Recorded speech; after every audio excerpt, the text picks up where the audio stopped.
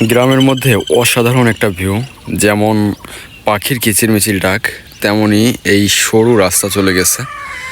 সরু রাস্তার দুই সাইডে এক পাশে ঘরবাড়ি আছে, আর ঘের বেড়ি তো আছেই, আর অন্য সাইডে হচ্ছে ধান ছিল, ধান গাছ, মাঠ, এখন বড় মাঠ, তারপরে আবার পানি উঠে গেছে বৃষ্টির সময় তো। আর ওপার একটা আছে লেকের মতো, ওটা হচ্ছে ওখানে নারকেল গাছের একটা সারি, ওইটা জায়গাটাও খুব সুন্দর। আর এই সাইডের আকাশটা, এর মাঝখান দিকে যাওয়া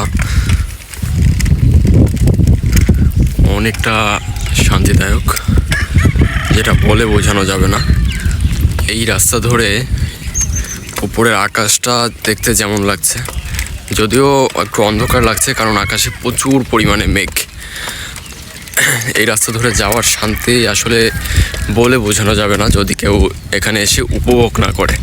এই যে এক সাইডে মাঠ, আরেক সাইডে হালকা ঘরবাড়ি আছে যদিও, কিন্তু সব জায়গায় নাই। আর সোজা একটা সরু রাস্তা চলে গেছে।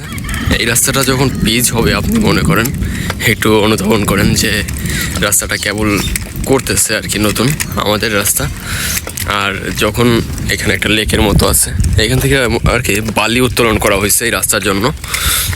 আর যখন এই রাস্তাটা পিচ হবে, কালো একটা রাস্তা হবে, কিচকিচ করবে কালো, দুই সাইডে সাদা দাগ টানা থাকবে, তার উপর থেকে আপনার এই যে ভিউটা, একদম পুরো রাস্তা এভাবে চলে যাবে। আর দুই সাইডে যে ভিউটা, এই ভিউটা যখন চোখে পড়বে তখন আসলে কেমন লাগবে।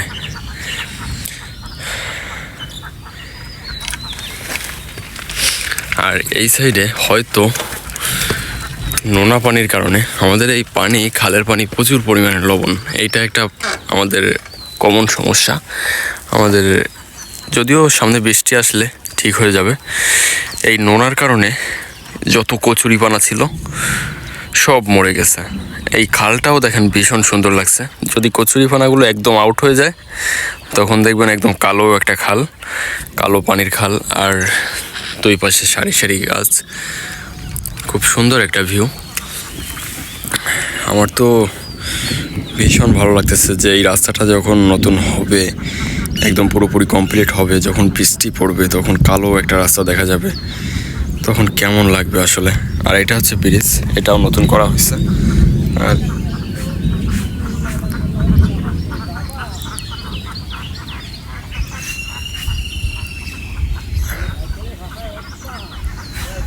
হ্যাঁ, একদম আটকাই দিছি, সাইকেলের পিছনে ওঠাই যাবে না।